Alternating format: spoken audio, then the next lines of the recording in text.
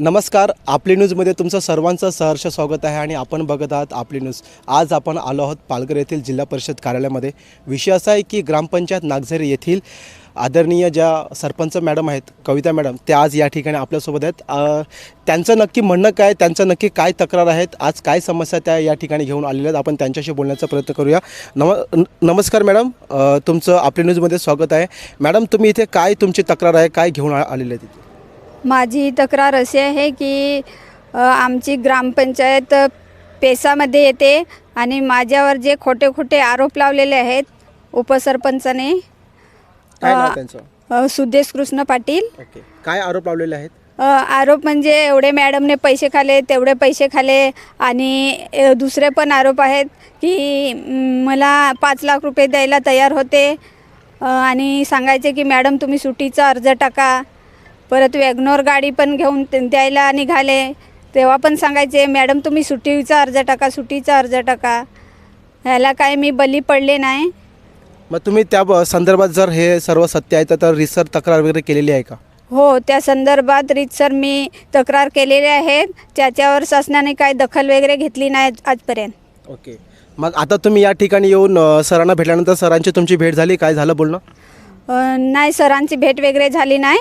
आम्ही आलो भेटायला सरांना, तिथपर्यंत सर कलेक्टर ऑफिसला गेले। ओके, तसंच आपल्यासोबत या विषयाला हाताळण्यासाठी आहेत उल गुलाम ब्रिगेडचे संस्थापक अध्यक्ष आदरणीय अशोक शिंगाडा सर, आपण त्यांच्याशी बोलण्याचा प्रयत्न करूया। सर, नक्की तुमची पहिली प्रतिक्रिया काय की एवढ्या मोठमोठाले आरोप या ठिकाणी मॅडमने लावलेले आहेत, तर नक्की विषय काय आहे? त्यांचे प्रथमतः मी पेपर चेक केले आणि त्यांच्यावर जे आरोप ह्या लोकांनी लावलेले आहेत ते आरोप नक्की काय आहे, त्यांच्या विरोधात जे उपोषणाला बसलेले आहेत।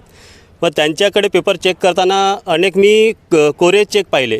म्हटले हे काय प्रकार आहेत? तर मला दमदाटी करून बोलते सही घेऊन ते जायचे आणि त्याच्यावरती कुठलाही आकडा टाकून ते लोक त्यांचेच कॉन्ट्रॅक्टर इथे जे उपोषणाला बसलेले आहे सिद्धेश पाटील म्हणून जे आहेत मनसेचे ते कमलाटे उपतालुका प्रमुख काहीतरी आहेत, हे सुद्धा कॉन्ट्रॅक्टर आहेत। हे 3 वर्ष ह्या लोकांना लाडीगोडीने त्या लोकांनी तेव्हा कामं केली, परंतु आता ह्या 3 महिन्यापासून जेव्हा ह्या लोकांनी त्यांच्या विरोधात काही तक्रार अर्ज दाखल केल्यानंतर हे लोक उपोषणासाठी नाटक करत आहेत। वास्तविक पाहता हे जे पेसा ग्रामपंचायती जेवढ्या आहेत, अनेक ग्रामपंचायतीमध्ये असेच प्रकार घडतात।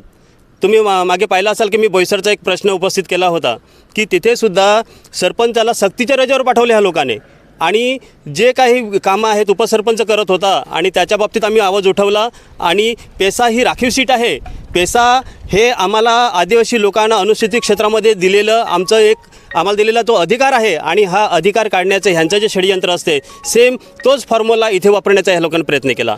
मॅडमला 5 लाख रुपये प्लस एक वॅगनर गाडी यांचे प्रूफ आहेत आमच्याकडे, आम्ही असंच बोलत नाहीत। इव्हन आमच्याकडे काही व्हॉईस हे आहेत, रेकॉर्डिंग्स आहेत, प्रूफ आहेत, मी ते पाहिलेले आहेत। आणि हे जे सिद्धेश पाटील असोत नाही तर उपसरपंच जे आहे सुदेश पाटील यांनी जे मॅडमला की बाबा तुमच्या आदिवासींची ही लायकी नाही या खुर्चीवर बसण्याची, हे जे त्यांनी जे आदिवासींचा अपमान केलेला आहे, ह्या बाबतीत सिद्धेश आणि सुदेश जे पाटील आहेत या दोघांवरती ॲट्रॉसिटीत गुन्हा दाखल व्हायला पाहिजे आणि त्यांनी जे काही कामं केलेली आहेत इल्लिगली त्याची पूर्णपणे चौकशी व्हायला पाहिजे। आणि ह्यांना जे सपोर्ट करणारे जे कुठले ग्रामविकास अधिकारी होते की ज्यांनी ह्यांना न कळत जे लॉकरमध्ये पेपर ठेवायचे, घरी पेपर घेऊन जायचे आणि वाटेल ते तारखेचे अर्ज मंजूर करायचे, हे जे प्रकरणं घडलेले आहेत ह्या बाबतीत मी CO साहेबांशी आणि SP साहेबांशी बोलून त्यांच्यावरती हे जे उपोषणाला बसले त्यांच्यावरती ॲट्रॉसिटी गुन्हे दाखल करणार आणि त्यांची विभागीय त्या अधिकाऱ्याची चौकशी लावायला आम्ही प्रयत्न करणार। सर, एवढा मोठा जे षडयंत्र रचलं जात होतं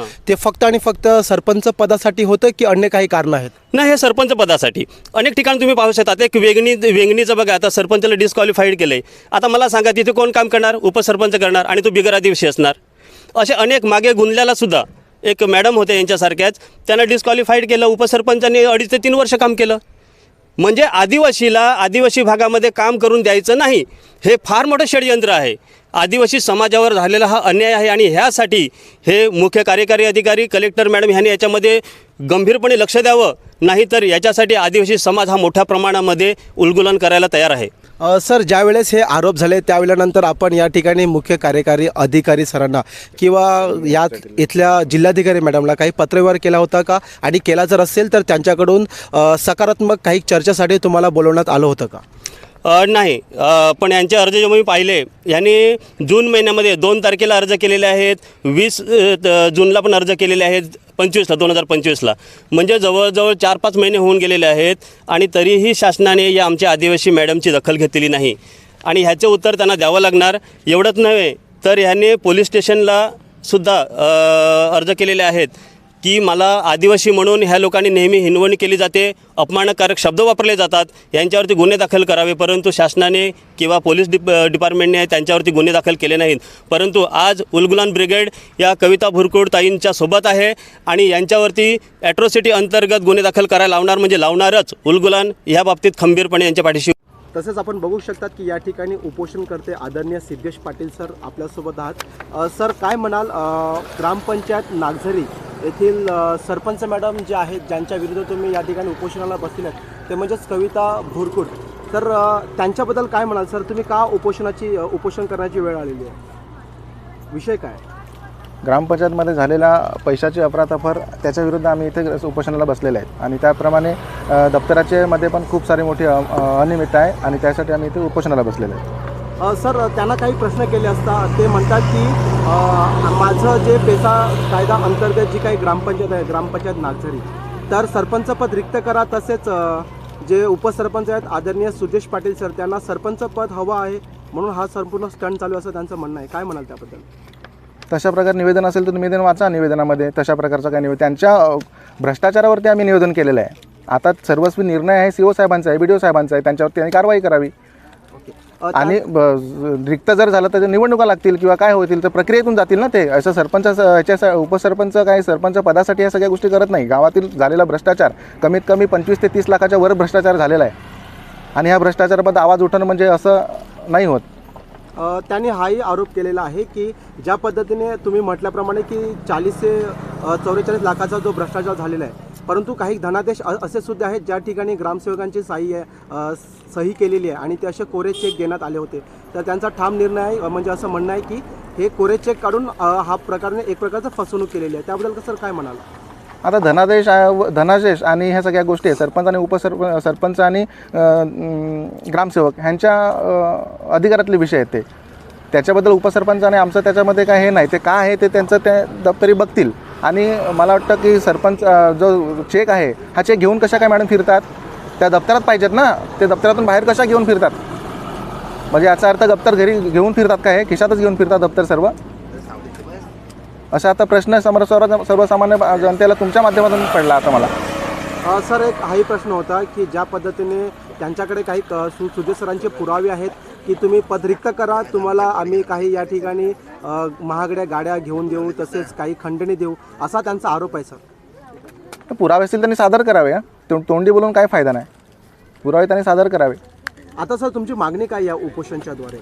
उपोषणच्या द्वारे की सरपंच आणि ग्रामसेवक ह्यांच्यावरती कारवाई व्हावी आणि झालेला अपहार त्याची सगळ्या रकमा ज्या आहेत त्या त्वरित परत खात्यात जमा कराव्या अशी आमची मागणी आहे. संदर्भात काही प्रकरण तुम्ही CO साहेबांकडे काही लेखी तक्रार केलेली आहे का? हो, लेखी तक्रार केलेली आहे. 2 जूनला लेखी तक्रार केली आहे. 2 जून. आज 7 महिने झाले कुठल्याही प्रकारची कारवाई इथे झालेली मिळत नाही. म्हणून आम्हाला उपोषणाचा मार्ग इथे स्वीकारावा लागलेला आहे.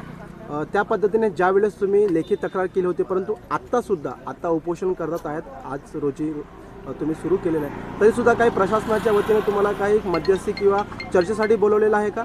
चर्चेसाठी बोलवलं होतं. ते आतमध्ये त्यांच्या दालनात बोलत होते. आम्ही त्यांना सांगितलं का इथे या, इथे आपण चर्चा करू त्या विषयावरती. काय म्हणाल एकंदरीत या उपोषण करण्यासाठी पाठीमागं काय पार्श्वभूमी आहे तुमची शॉर्टकटमध्ये? मी एक नागरिक आहे, गावाचा नागरिक आहे आणि झालेल्या भ्रष्टाचाराच्या विरुद्ध चीड निर्माण झाली आणि म्हणून आम्ही उपोषणाला बसलो. तसेच या ठिकाणी उपसरपंच आदरणीय सुदेश पाटील सरांचं काय म्हणणं आहे? तुमच्याशी काही चर्चा झाली त्यांच्याशी? त्यांच्याशी चर्चा होतच राहते आमची.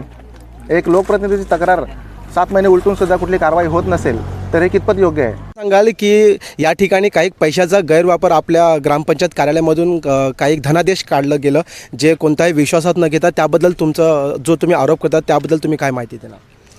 त्याबद्दल मी असं सांगू इच्छिते की हे कोरे चेक वगैरे ते घरी घेऊन पाठवायचे, शेतावर सुद्धा घेऊन यायचे. कोणत्याही आमिषाला बळी न पडता योग्य तो रिसर कायदेशीर कारवाई करण्यासाठी उलगुलान ब्रिगेड चे संस्थापक अध्यक्ष आदरणीय सुरेश शिंगाडा सर यांनी मात्र अशोक शिंगाडा सर यांनी मात्र या ठिकाणी आता जर आम्हाला कायदेशीर कारवाई झाली नाही तर येत्या काही दिवसामध्ये मोठ्या पद्धतीने आंदोलन करून योग्य तो न्याय देण्याचा प्रयत्न करणार आहेत.